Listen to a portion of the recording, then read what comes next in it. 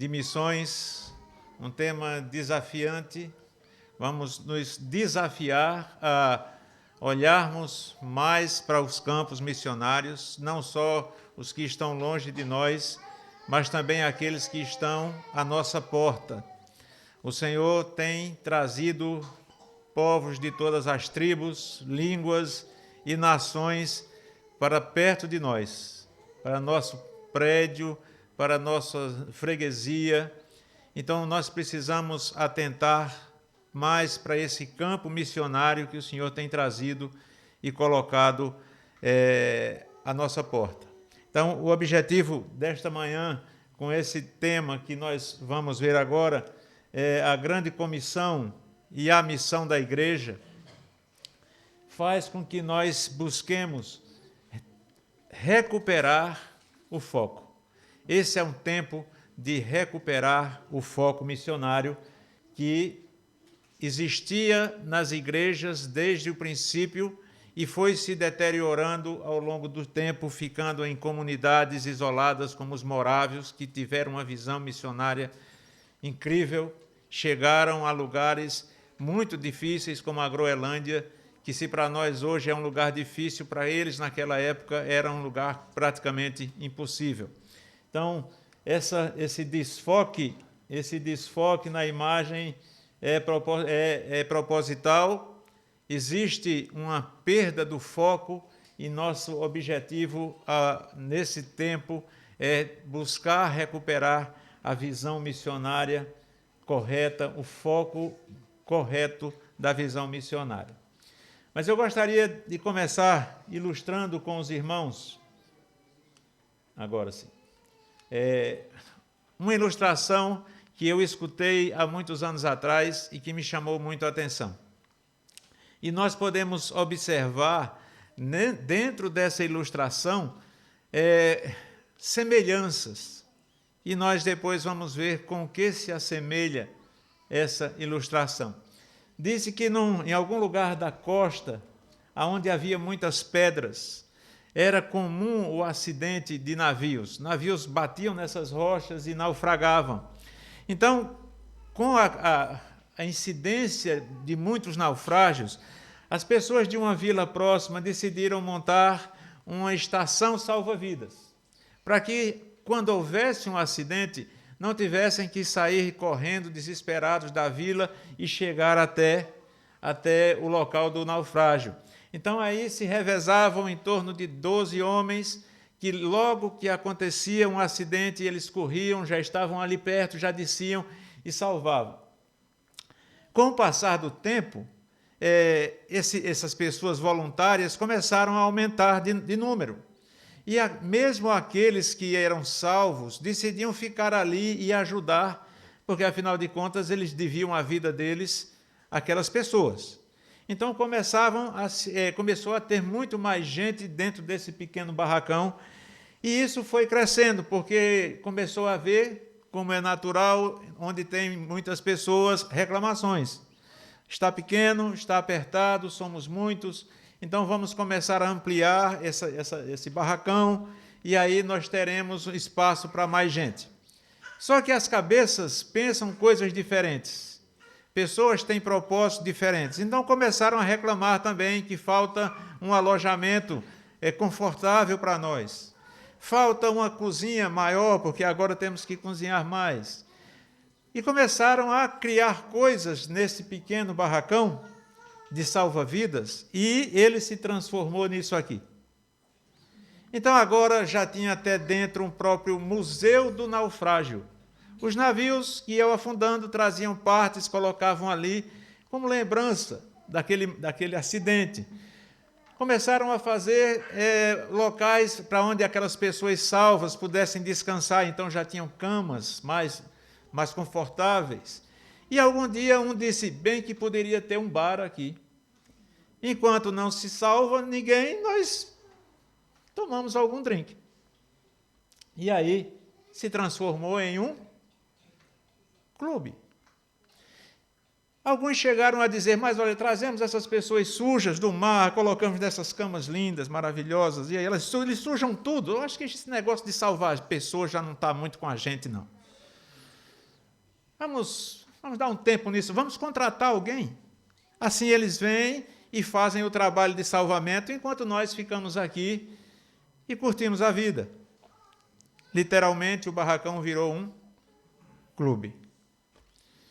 Alguns não concordaram e disseram, não foi para isso que nós viemos aqui. Nós viemos aqui para salvar vidas. E não vamos continuar com vocês. Nós vamos sair do meio de vocês. E, novamente, fizeram outro barracãozinho lá, e aqueles dissidentes, aqueles que não concordaram com o clube, se mudaram para lá e continuaram fazendo o trabalho de salvar vidas. O que isso nos lembra?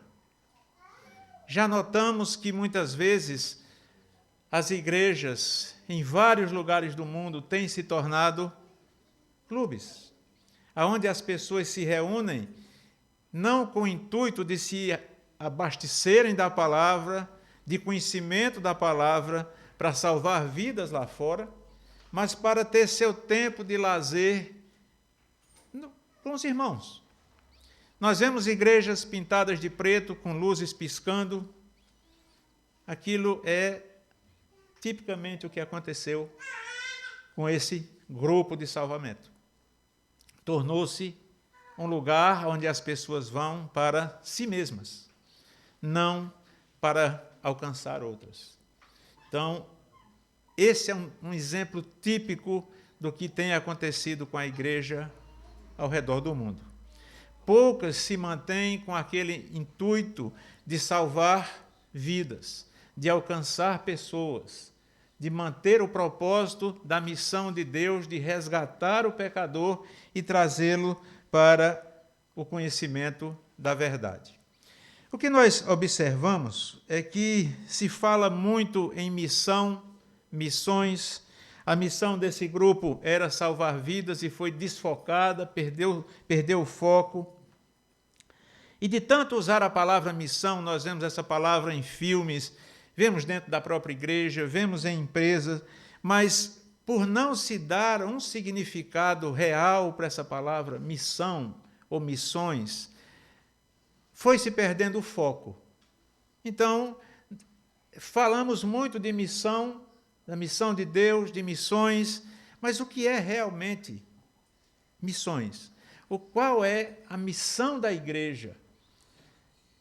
Podemos falar de muitas coisas e não ser realmente aquilo que a igreja é chamada para fazer. Então, a missão dos pais crentes é conduzir os seus filhos à fé, é ensinar a seus filhos sobre a palavra de Deus, ensinar como ser um servo de Deus, para que no futuro ele possa chegar ao conhecimento da verdade e ser convertido pelo Senhor. Quando nós não fazemos isso, nós estamos falhando na nossa missão de pais. Quando a igreja não faz aquilo que ela foi chamada a fazer, a igreja está falhando na sua missão como igreja do Senhor. Nós vemos empresas determinarem ou definirem qual é a sua missão. E tem algumas interessantes.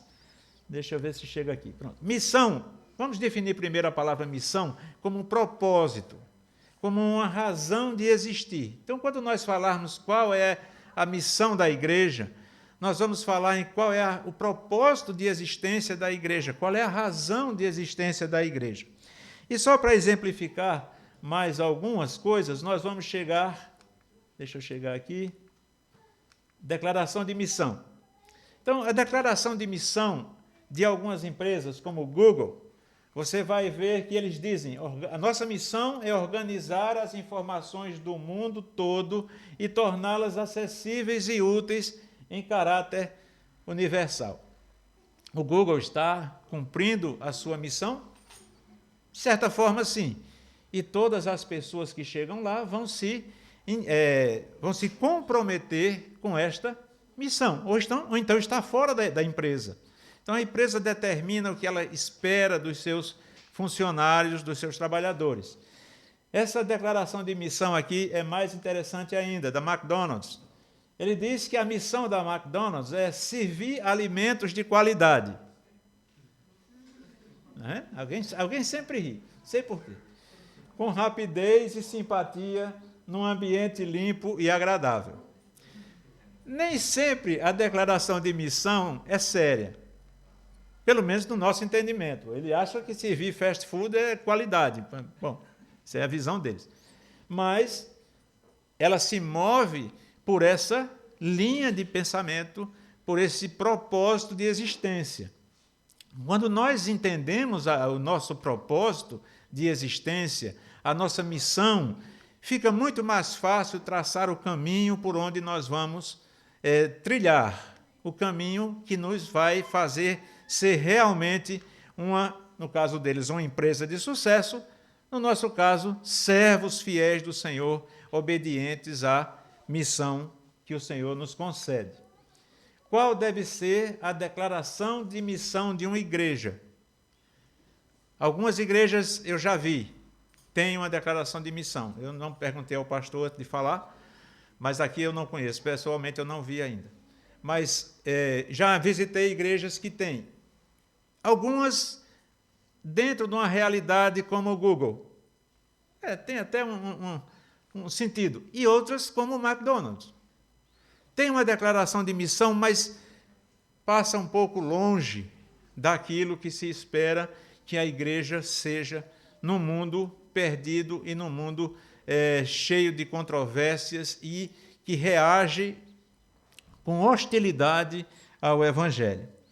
Essa declaração de missão se torna importante dentro de uma empresa ou dentro da própria igreja para que nós possamos nortear nossa caminhada, como eu falei antes. Então, precisamos responder pelo menos 3 perguntas que podem nos conduzir a uma declaração de missão da igreja. Primeira é: para que a igreja existe? Para que a igreja existe? E se nós abríssemos as respostas a essa pergunta aqui, talvez surgisse pelo menos 10 respostas diferentes a essa pergunta. A segunda é: o que a igreja deve fazer? O que a igreja deve fazer para cumprir sua missão? E onde a igreja deve atuar? Por que é tão importante se perceber a nossa missão como igreja do Senhor? Porque nós somos ovelhas. E ovelha parece ser um nome mais apropriado que o Senhor poderia arranjar para nós. Nós, observando ovelhas num determinado lugar que nós estivemos, quando uma vai, aquela que parece exercer a liderança, todas vão atrás. E dizem que se colocar uma vara e uma pular, as outras vão pular, mesmo que você tire a vara, elas vão pulando. Então, nós precisamos ter um planejamento de missão, precisamos ter uma definição de missão. A própria igreja, no início, ela desvirtuou um pouco do seu caminho, da sua missão, e nós vamos ver isso lá em Atos, capítulo 2, no versículo 42 a 47, vemos uma igreja aparentemente perfeita, correta, mas uma igreja que se concentrou em Jerusalém e não olhou mais para Judéia e Samaria e os confins da terra. Até que veio sobre eles o ajuste da missão. Até que veio sobre eles uma perseguição tão grande que os que saíam fugindo pregavam o evangelho por onde ia passando.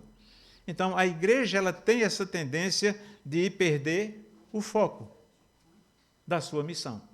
Lá no capítulo 11 de 1 aos Coríntios, tem uma parte interessante, onde o apóstolo Paulo, falando sobre a ceia do Senhor, nós vamos ver como a igreja, já uma igreja, alguns anos na frente daquela primeira igreja, ela tem a mesma tendência de perder o foco.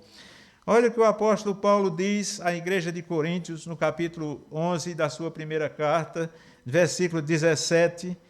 Nisto, porém, que vos prescrevo, não vos louvo, porquanto vos ajuntais não para melhor, e sim para pior. No versículo 20, ele diz: quando, pois, vos reunis no mesmo lugar, não é a ceia do Senhor que comeis, porque ao comerdes, cada um toma antecipadamente a sua própria ceia, e não há quem tenha fome, e há quem tenha fome, ao passo que há também quem se embriague. Não tendes, porventura, casa onde comer e beber? Ou menosprezais a igreja de Deus e envergonhais os que nada têm? É como se aquilo não fosse mais uma igreja. O pessoal já se juntava e ali cada um fazia do seu jeito, comia o que eles chamavam de ceia, da maneira que lhe agradava. Então perderam o foco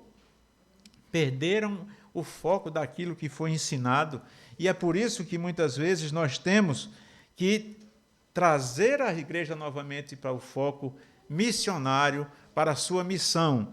E esse arrastado de volta, muitas vezes é doloroso, muitas vezes implica em mensagens, em desafios que não são agradáveis de ouvir. E eu reconheço que, às vezes, eu vou mais duro do que deveria. Mas, de tanto nós observarmos igrejas, de tanto nós observarmos crentes e vermos o momento que a igreja está vivendo nesse mundo conturbado, é melhor você se posicionar de uma forma que não seja conivente com o erro, porque de uma forma ou de outra você está no meio da igreja, e quando nós ficamos a observar e não falamos nada, nós passamos a ser parte do problema e não ajudar na solução do problema. Onde buscar respostas para essas 3 perguntas?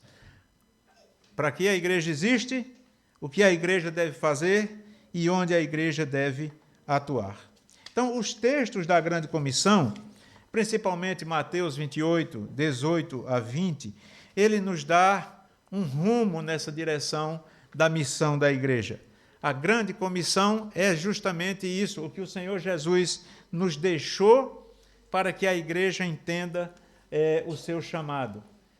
Uma pergunta que vamos começar a fazer, e no final deveremos ter as respostas. Qual é a declaração de missão desta igreja? Cada um de nós somos a igreja de Miratejo. Cada um de nós. Então, nós precisamos ter a nossa declaração de missão. Minha missão é essa. Eu existo como crente com este propósito, para que nós todos, como igreja do Senhor em Miratejo, tenhamos a mesma visão e a mesma missão. Para que a igreja existe, o que a igreja deve fazer e onde a igreja deve atuar. Então, o que é a Grande Comissão? É a ordem dada por Jesus para que a igreja vá e faça discípulos de todas as nações.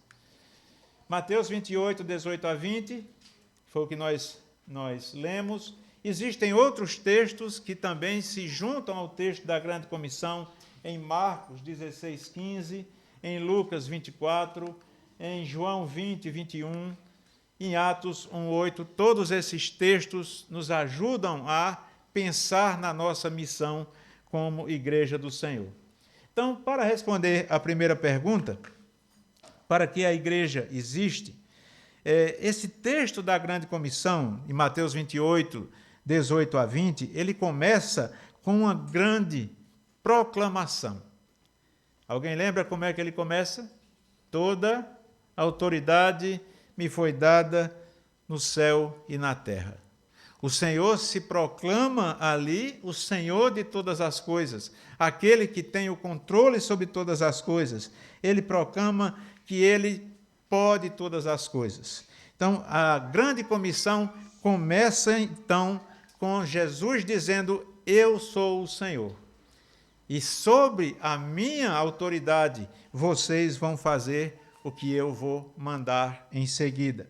Essa autoridade que foi predita pelo salmista no Salmo 2, no Salmo 8, pelo profeta Daniel, no capítulo 7 do seu livro, essa autoridade que foi dada ao Senhor antes da fundação do mundo, é essa mesma autoridade que ele passa para a sua igreja para avançar nas trevas, para resgatar aqueles que estão perdidos e trazê-los para a sua maravilhosa luz. É sob a autoridade de Jesus que somos enviados a pregar e fazer discípulos. É pela autoridade do seu nome que temos autoridade sobre demônios. É pela autoridade do seu nome que as portas do inferno não prevalecem contra a igreja. Ou vocês acham que se não fosse embaixo da autoridade dele, a igreja ainda existiria no mundo? Se não tivéssemos embaixo da autoridade do Senhor, a igreja já teria sido varrida do mundo. Então, as portas do inferno não prevalecem contra a igreja, porque ele é o nome que está sobre todo nome.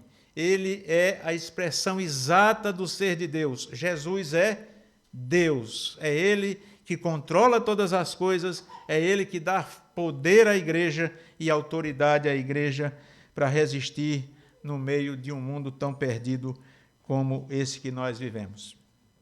Para que a igreja existe? Para proclamar a glória de Deus, para declarar a autoridade do Senhor Jesus e para resgatar aqueles que estão perdidos nas trevas. Jesus diz em João 10, 14, 16, ele diz: eu sou o bom pastor, conheço as minhas ovelhas e elas me conhecem a mim, assim como o Pai me conhece a mim e eu conheço o Pai e dou a minha vida pelas ovelhas. Ainda tenho outras ovelhas, não deste aprisco, a mim me convém conduzi-las. Elas ouvirão a minha voz, então haverá um rebanho e um pastor.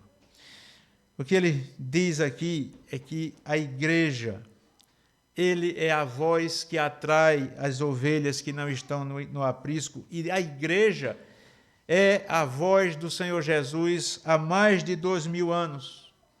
A igreja é a voz que busca essas ovelhas que estão fora. Não sejamos a voz muda do Senhor Jesus. O apóstolo Paulo vai dizer que quando evangelizamos é como se o Senhor rogasse através de nós: arrependam-se, arrependam-se. Então nós somos a voz de Cristo que ecoa nesse mundo perdido. Assuma a sua missão como igreja do Senhor. Nós muitas vezes recuamos diante do mundo, nós recuamos diante das pessoas porque elas nos assustam, porque elas, de alguma forma, nos fazem sentir pequenos. Então, se nós não tivermos consciência da nossa missão, nós seremos assustados por um mundo cada vez mais hostil, como eu falei antes. O nosso entendimento de missão como igreja do Senhor faz com que nós nos tornemos mais ousados. É só pegar a ideia, aquilo que aconteceu com aqueles discípulos quando Jesus foi crucificado, que eles se trancaram numa sala com medo dos judeus, mas quando o Senhor vem para o meio deles, eles se enchem de ânimo. E nós vamos ver que depois do Pentecostes, aqueles homens se tornaram audaciosos. Quando o Espírito desce sobre aqueles homens, eles se tornam audaciosos, corajosos. É esse Espírito que nós temos em nós, é o mesmo Espírito do Pentecostes. É o mesmo Espírito que nos move ao longo dos séculos da igreja. Não temos mais tempo nem espaço para sermos medrosos, inseguros. O que nós precisamos é cada vez mais nos preparar com a palavra. Precisamos ter conhecimento da palavra, manejar bem a palavra na verdade, para que nós possamos compartilhar com essas pessoas que estão lá fora o evangelho que nos salvou, o evangelho que nos resgatou. Então, a questão aqui, o que a igreja deve fazer e para o que a igreja existe, vai refletir na nossa vida, no que nós somos, no que nós fazemos, no porquê nós existimos. Nós, às vezes, parecemos como que vivemos para nós mesmos. E eu falei hoje pela manhã, aqui, hoje de manhã, que nós saímos de casa, muitas vezes, e não saímos de casa com aquela mente que vamos evangelizar alguém. Nós simplesmente saímos para trabalhar, saímos para a escola, saímos para a faculdade, saímos para o supermercado, mas não saímos com aquela mente que podemos encontrar alguém e ter a oportunidade de compartilhar o Evangelho com aquela pessoa, e por isso negligenciamos o preparo, negligenciamos textos bíblicos que nos ajudam a compartilhar o Evangelho com as pessoas. É como se não fosse nossa responsabilidade. Se nós trabalhássemos numa empresa e muitas vezes agíssemos como nós agimos em relação ao Evangelho, talvez nós não parássemos em emprego algum. Se nós não obedecemos às normas do Google, se nós trabalhamos na McDonald's e não observamos as regras da missão da McDonald's, não ficamos lá. Se nós não obedecemos às regras da empresa onde nós trabalhamos, não ficamos lá. Mas com o Evangelho parece que nós temos uma tendência a negligenciar um pouco. Negligenciamos a nossa missão, negligenciamos aquilo que o Senhor nos deu, não como uma escolha ou uma sugestão, mas como uma ordem. Uma grande missão como essa que nós recebemos também tem grandes desafios.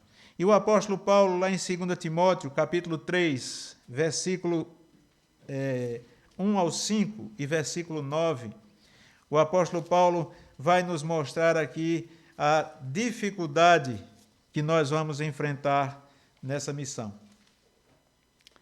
Ele diz o seguinte: sabe, porém, isto, nos últimos dias sobrevirão tempos difíceis, pois os homens serão egoístas, avarentos, jactanciosos, arrogantes, blasfemadores, desobedientes aos pais, ingratos, irreverentes. Esse é o povo que nós vamos encontrar lá fora.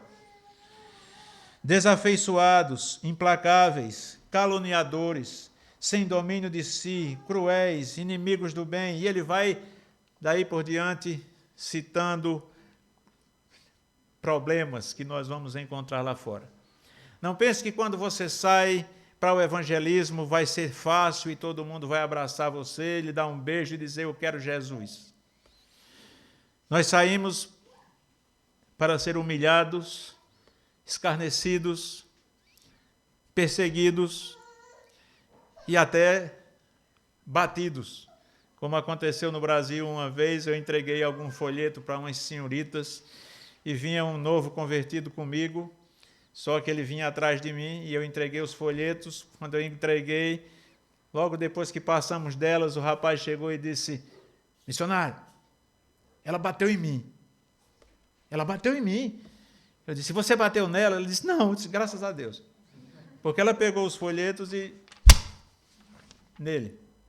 E ele ficou sem ação. Se você não sai preparado para isso, você se assusta com a reação das pessoas. Você vê a esposa de um colega de seminário entregar um folheto para uma pessoa e um copo com água. Quando ele olha para o folheto, ele joga água no rosto dela. E o marido estava ali olhando aquilo. Se você não sai de casa preparado para enfrentar essas situações, em alguns a carne vai falar mais alto. E a situação vira de um evangelismo para um desevangelismo, porque aí você não faz mais nada. Então, nós precisamos ter consciência da nossa missão e saber também agir dentro dessa missão. Muitas vezes desafiar a igreja a ir para o evangelismo, a fazer o evangelismo pessoal, sem avisar o que vai se topar lá fora, pode gerar situações difíceis. Então, nós precisamos ter consciência da nossa missão, apesar das dificuldades que nós vamos encontrar. Se você sai disposto a evangelizar e você não sabe o que dizer, se você não sabe o que falar para a pessoa quando ela disser: e quem é esse Jesus aí que você está falando? Você pode abrir sua Bíblia em Colossenses, capítulo 3, do versículo 15 em diante. Se você não souber dizer para ele, explicar fluentemente quem é Jesus, use a palavra de Deus, porque no meu entendimento essa é a definição de Jesus mais bonita que tem nas Escrituras. E o apóstolo Paulo diz o seguinte, escrevendo aos Colossenses, capítulo 1, versículo 15 em diante. Este é a imagem do Deus invisível. Este Jesus, que você não sabe quem é a imagem do Deus invisível, o primogênito de toda a criação, pois nele foram criadas todas as coisas, ele é o Criador de tudo, nos céus e sobre a terra, as visíveis e as invisíveis, sejam tronos, sejam soberanias, quer principados, quer potestades, tudo foi criado por meio dele e para ele. Esse Jesus que você não conhece é o Senhor de todas as coisas, é o Criador de todas as coisas. Ele é antes de todas as coisas, nele tudo subsiste, tudo existe nele. Ele é a cabeça do corpo da igreja, ele é o líder da igreja, ele é o princípio, o primogênito de entre os mortos, para em todas as coisas ter a primazia. Porque aprove a Deus que nele residisse toda a plenitude, e que, havendo feito a paz pelo sangue da sua cruz, por meio dele reconciliasse consigo mesmo todas as coisas, quer sobre a terra, quer nos céus. Esse é o Jesus que nós seguimos, esse é o Jesus que eu estou lhe apresentando agora. E deixa o Espírito Santo trabalhar no coração daquela pessoa. Você não vai conseguir convencer ninguém. Você não consegue levar pessoas a Cristo. Você simplesmente está lá quando o Espírito Santo leva pessoas a Cristo. É o Espírito Santo que convence o homem do pecado, da justiça e do juízo. Nós somos coparticipantes de uma obra grandiosa que tem repercussão eterna. É uma obra que tem fruto para toda a eternidade. A segunda pergunta a ser respondida, a primeira, para que a igreja existe. A segunda pergunta, o que a igreja deve fazer? O que ela deve fazer para cumprir sua missão? Primeiramente, a igreja deve ir pregar o evangelho, e aí nós vamos usar um texto de Marcos: ide por todo o mundo e pregai o evangelho a toda criatura. Indo por todo o mundo, pregando, anunciando que há esperança para pecadores, há esperança para aqueles que se perdem. Um dos maiores problemas do mundo hoje é depressão. Ansiedade, depressão, pessoas deprimidas, pessoas em depressão, pessoas ansiosas. Qual é o problema? Qual é a raiz disso tudo? Um mundo sem esperança. Talvez, se você chegar para a pessoa e disser o que Jesus disse no início do seu ministério: o tempo está cumprido, o reino de Deus está próximo, arrependei-vos e crede no evangelho, talvez essa pessoa não lhe leve a sério. Mas quando você chega para as pessoas, começa a conversar com elas sobre assuntos do dia a dia e pergunta a ela qual é a esperança da sua vida, você abre uma porta para que essa pessoa comece a conversar com você, e você tem uma mensagem que ela vai gostar de ouvir, quando você diz: Jesus disse, vinde a mim, vós que estáis cansados e sobrecarregados, e eu vos aliviarei. Essa é a necessidade das pessoas, uma esperança, algo em que se sustentar num mundo onde já não existe mais em que se sustentar. Não existe uma verdade absoluta, a verdade se tornou relativa. O homem, ele carece de absolutos, ele transforma tudo isso na relatividade, no relativismo. Mas esse relativismo não satisfaz o ser humano. Você ter sua verdade, eu ter a minha, aparentemente parece uma coisa muito boa, mas não é, porque não existe esperança no relativismo. Não existe esperança na falta de absolutos. Então pense nisso. Se Jesus é a boa nova. Jesus é aquele que vai restaurar a vida das pessoas. Jesus é aquele que vai libertar as pessoas. Essa é a sua mensagem. Jesus é a sua mensagem. Se torne um especialista em Jesus. Se eu quiser trabalhar com o Pedro, eu vou ter que ficar especialista no trabalho que ele faz. Eu vou ter que aprender o que ele faz para fazer bem e manter meu emprego. Se torne um especialista em Jesus. Saiba conversar com as pessoas sobre Jesus. Saiba dizer às pessoas quem é esse Jesus que lhe empolga, lhe motiva, que move sua vida, que é a razão da sua vida, que é o propósito da sua vida. Nós podemos morar em sítios por décadas e as pessoas que estão ao nosso lado não sabem sequer que Jesus existe. Isso é um fato. E não é só porque elas são fechadas, não. É porque muitas vezes nós não buscamos abrir a porta do coração dessas pessoas. Nós criticamos essas pessoas porque elas são fechadas, mas nós também às vezes somos.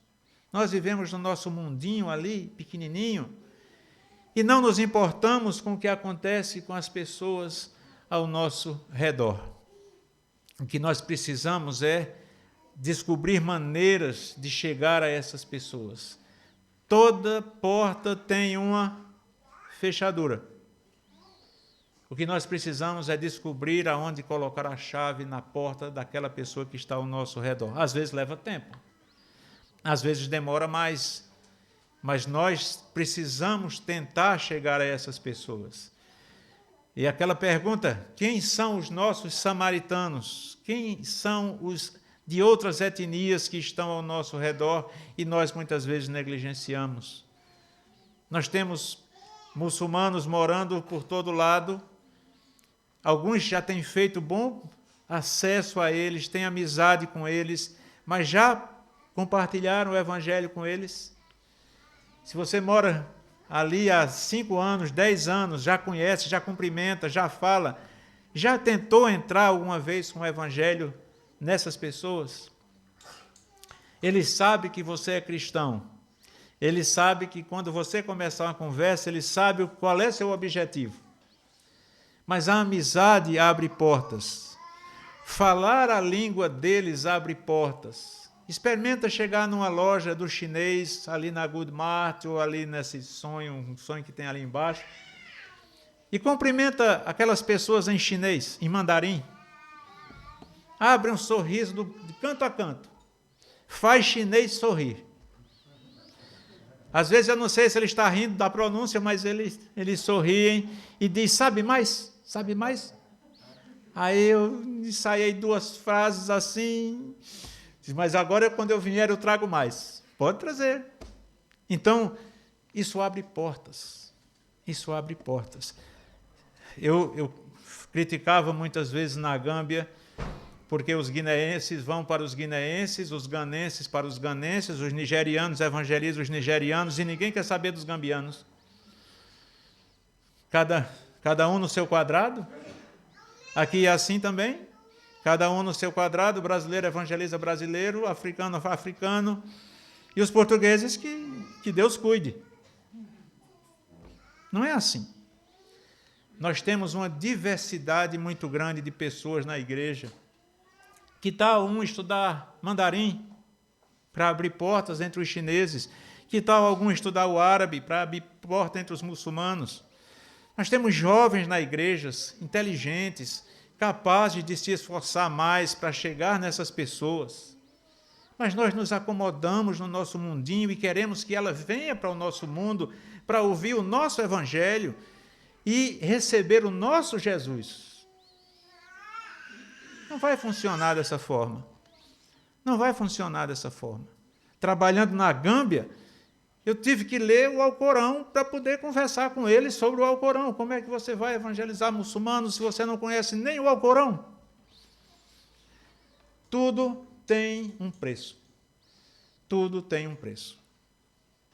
E nós estamos dispostos a pagar esse preço? Nós estamos dispostos a nos esforçar mais para chegar ao cumprimento dessa missão? Então, primeira, o que a igreja deve fazer? Deve ir e pregar o evangelho e buscar meios de chegar às pessoas com esse evangelho. Chegar às pessoas de uma forma que elas se abram para ouvir o evangelho. Também a igreja deve fazer discípulos. Há vários aspectos a serem observados nesse texto de Mateus 28 e de Marcos 16. Enquanto Marcos 16:15 vai mais no sentido de pregar o evangelho, no sentido de você ir e pregar o evangelho, em Mateus 28:19 já vem mais aquela conotação de plantação de igreja, onde você vai batizar aqueles que se convertem e vai ensiná-los a guardar tudo aquilo que o Senhor vos tem ensinado. A missão da igreja de Miratejo, a nossa missão, não estará cumprida enquanto nós estivermos apenas em Miratejo. A missão de Miratejo, a nossa missão como igreja em Miratejo, cada um de nós vai além de Miratejo. Nós temos o projeto aqui da Madeira, do pastor Cláudio Farinha e família. Quem de nós vai se levantar e dizer: eu gostaria de morar na Madeira e ajudar aquele pastor? Quem de nós vai dizer: eu gostaria de ir para Cabo Verde porque lá tem necessidade e eu vou ajudar na plantação de uma igreja lá? Por isso eu vou me preparar e vou ajudar a plantação de uma igreja. Tudo depende de como você, ou como nós nos vemos na grande missão de Deus. Como meros espectadores que estamos a assistir a Deus a fazer as coisas, ou como participantes da missão de Deus. O que a igreja deve fazer? Ir pregar o evangelho. A igreja deve também fazer discípulos. Interessante aqui, Jesus começa a dizer: toda autoridade me foi dada no céu e na terra, ide, portanto, fazei discípulos. Esse portanto já dá a base para a missão. Toda autoridade me foi dada. Então, vocês vão e fazem discípulos. Fazer discípulos implica em batizar os convertidos e discipular estas pessoas. Nós precisamos estar preparados para discipular pessoas. Isso não é trabalho apenas dos pastores missionários. Todo membro da igreja deve estar preparado para discipular outros que chegam. É assim que nós crescemos. Ovelha produz ovelha. E é dessa forma, indo e pregando o evangelho e discipulando cada um daqueles que chegam, que a igreja vai crescer e cumprir sua missão. Também começamos esta manhã no propósito de responder 3 perguntas. Para que a igreja existe? O que a igreja deve fazer? A igreja deve ir e pregar o evangelho. A igreja também deve fazer discípulo. A última pergunta destas 3 que nós estabelecemos pela manhã, aonde a igreja deve atuar, é aí que nós precisamos nos organizar, porque a missão vai mais além. A igreja não está somente em Jerusalém, mas a igreja deve ir pela Judéia e Samaria, nos concelhos vizinhos, deve ir também às etnias que estão ao nosso redor, e a igreja também deve chegar aos confins da terra. Nós somos muitas vezes um povo com raízes. Nós nos enfiamos como raízes no chão e não queremos sair do lugar onde nós estamos. Nos acomodamos com os nossos empregos, com as nossas moradias, e quando se fala em enviar alguém para uma outra localidade para apoiar um trabalho de plantação de igreja, Deus nos acuda. Porque é a mesma ideia da igreja de Atos 2. Por que sair de Jerusalém, se todos os meus amigos estão em Jerusalém, se o meu trabalho está em Jerusalém, por que é que eu vou sair de Jerusalém? Por que é que eu vou me mudar para outra região, para começar um trabalho, para evangelizar? Vou ter que, talvez, gastar mais. Mas qual é o propósito da sua vida? Qual é o propósito da sua vida? Nós, muitas vezes, limitamos a missão no eu não posso. Já percebeu isso? Eu não posso, eu não consigo, eu não tenho condições. Eu disse para um irmão que trabalha como contador uma vez que, primeiro, em relação a missões, primeiro olhamos para a calculadora, não para a Bíblia. Primeiro olhamos para a calculadora e fazemos as contas. Aí dizemos, não dá. Aí a Bíblia diz, ide. Ele diz, não dá. Então nós restringimos a obra de Deus pelo que nós podemos ver. Esquecemos que Jesus diz que estará conosco até a consumação dos séculos. Ele não nos deixa só. No meio das tribulações, das lutas, das adversidades, o Senhor está conosco. Nós precisamos aprender a andar pela fé. Eu sempre disse que essa história de missões é uma história de fé. Se não tem, não entre. Não vai dar certo. E vemos missionários que entraram no campo e fracassaram porque a fé chegou num ponto que eles disseram, aqui já não dá mais, eu não tenho mais condições de ficar. E não era por questão de saúde, era por questão financeira.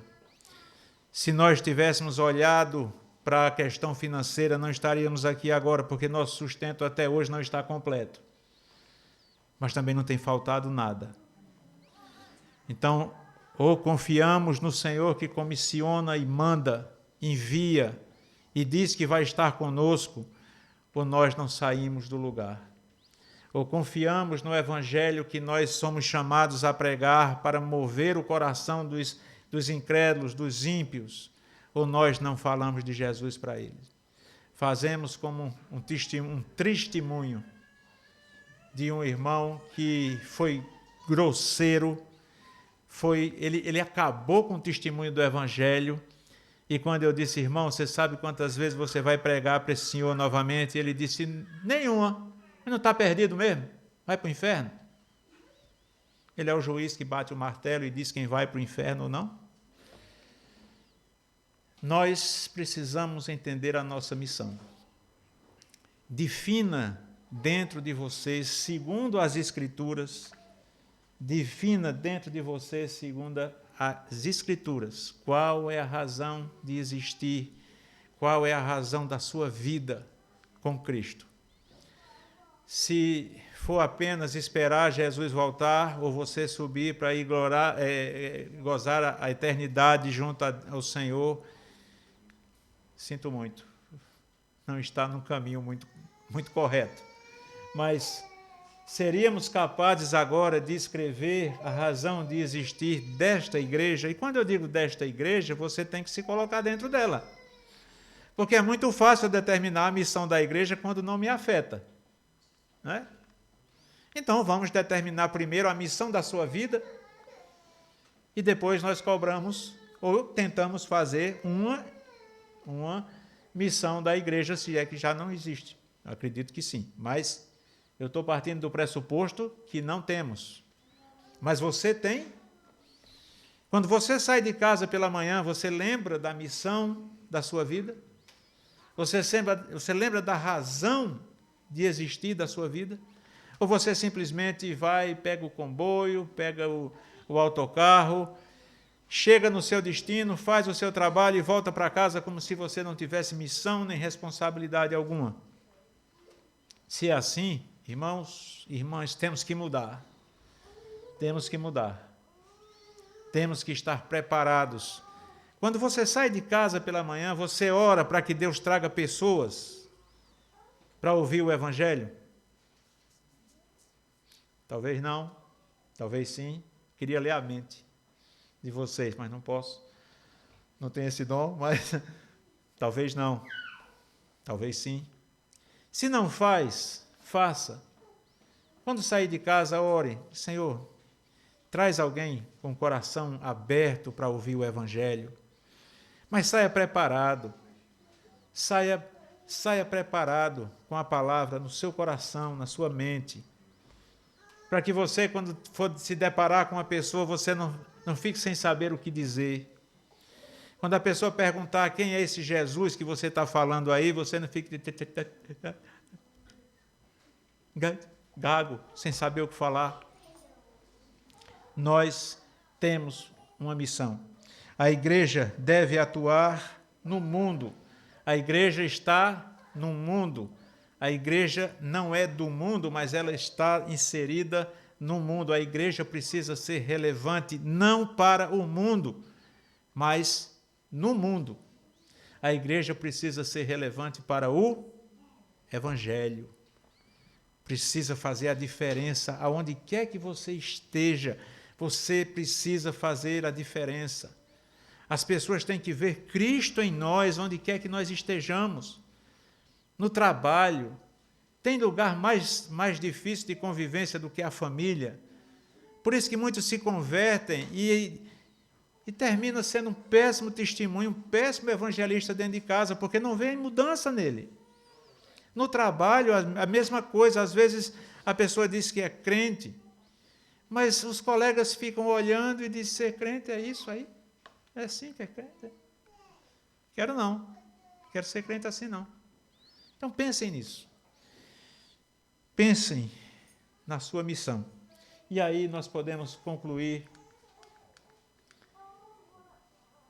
com a nossa missão, escrevendo a nossa missão. Faça esse exercício em casa, escreva.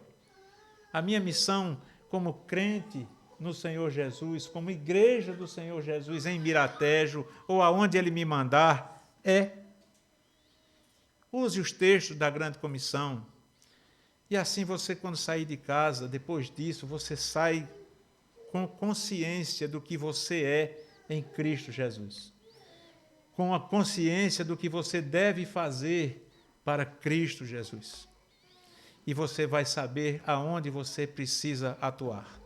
Não só na sua Jerusalém, mas em toda a Judéia e Samaria. Em todos os lugares aonde o Senhor lhe levar. Então, que Deus os abençoe. Muito obrigado pela paciência. Espero que nós possamos ir conversando mais sobre a missão de cada um de nós na obra de Deus. Que Deus os abençoe. Muito obrigado.